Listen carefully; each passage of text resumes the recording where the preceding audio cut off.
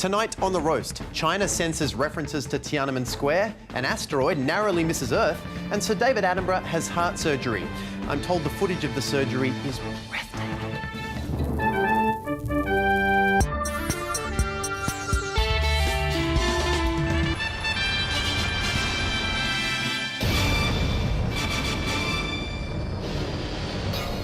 Yesterday marked the 24th anniversary of the Tiananmen Square massacre.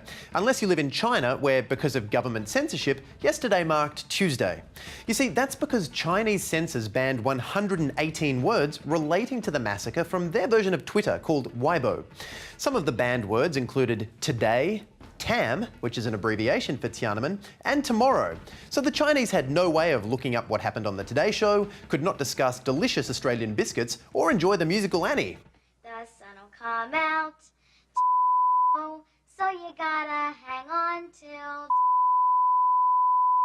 And along with the banned words that also included candle, square and tank, the censors banned many number combinations that could refer to June 4th, 1989, when the massacre occurred. Numbers like 64, 64, 63 plus 1, 65 minus 1, and even the number 35 because it's shorthand for May 35th, which, as any calendar fan will tell you, is not a real date. Now, they even uploaded the banning of photos like the iconic Tank Man, which, according to The Guardian, Chinese dissidents then tried to get around by either altering it or even recreating it with Lego. And that's nothing new. I mean, here at The Roast, it's how we get around saying controversial things all the time. 9/11 was an inside job. See, I could never say that without my Lego head. And for more now on China's censorship, let's cross to Jazz Twemlow, who joins us from Beijing. Jazz, with the anniversary of the Tiananmen Square massacre, there must be a real feeling of grief in China. Can you describe what's going on? Oh, well, Tom, I've got the list of words I can't say here, and as you know, the day before this one was the 10 plus 10 plus 4-year anniversary of a bad thing. Oh, this is hard. Well, Jazz, our show doesn't air in China, so you can say anything you like. Oh, thank for that. I was getting sick of this shit. Almost anything. Oh, look, Tom, the internet here sucks. It's like the Chinese government put Safe Search on Google and then got rid of Google altogether and replaced it with Encarta 98. I'm being censored on Weibo for the most obscure things. Yesterday, I put a tweet out to my peeps asking, where can I buy some lovely scented candles, guys? Censored.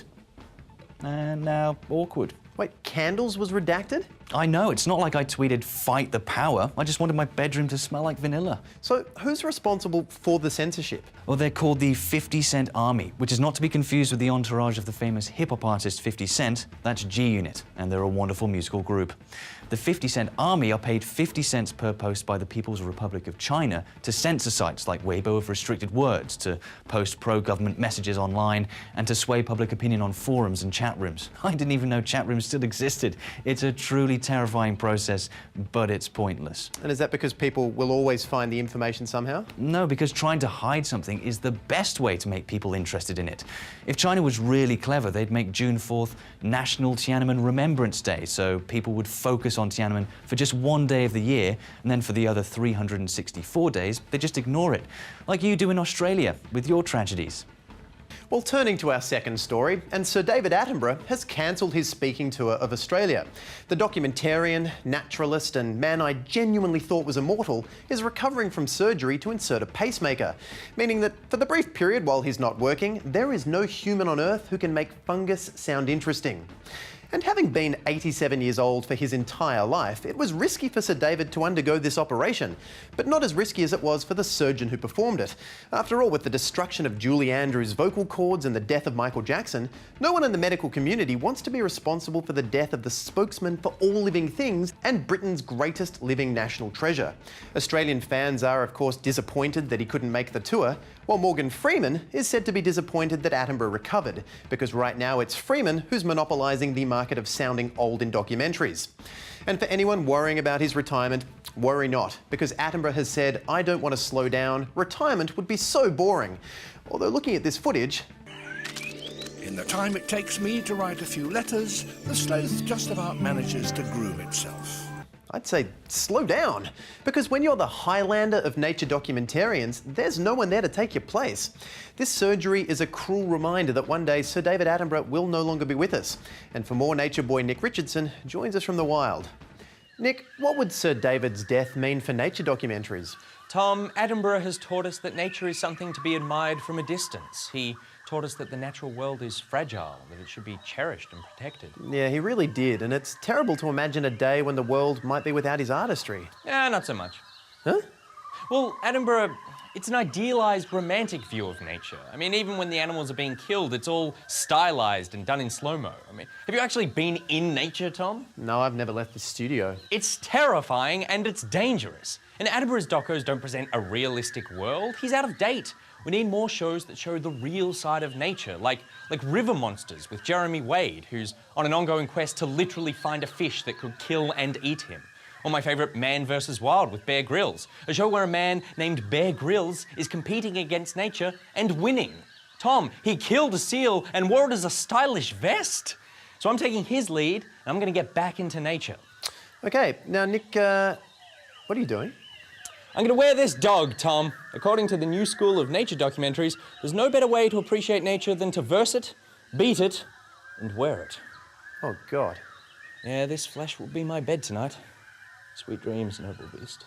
Please don't die, David Attenborough, please.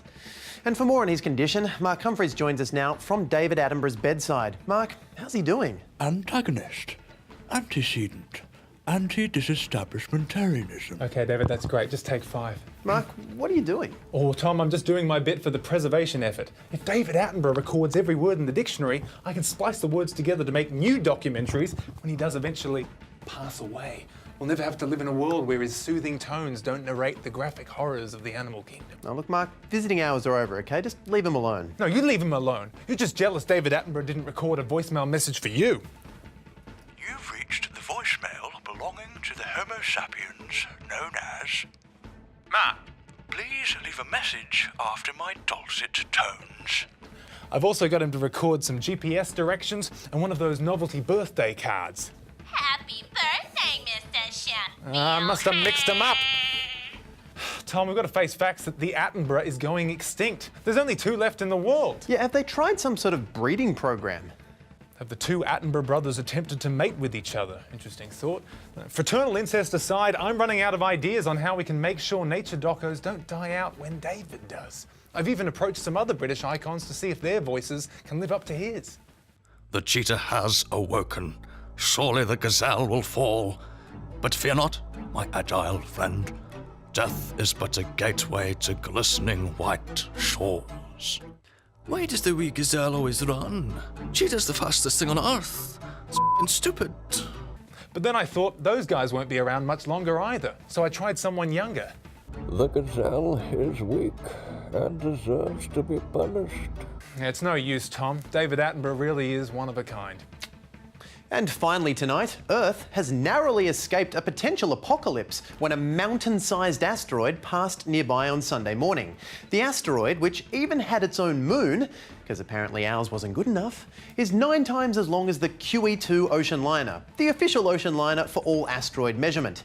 And despite missing Earth by 5.8 million kilometres, scientists described the encounter as a close shave. Which does sound exciting and dramatic, and that's why we here at The Roast optioned the film rights.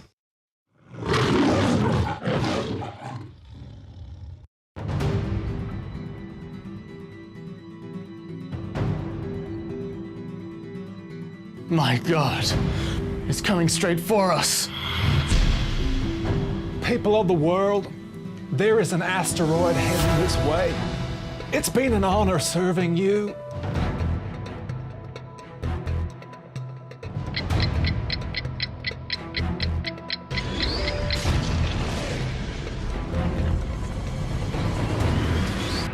So that's what could have happened, but in reality it missed us.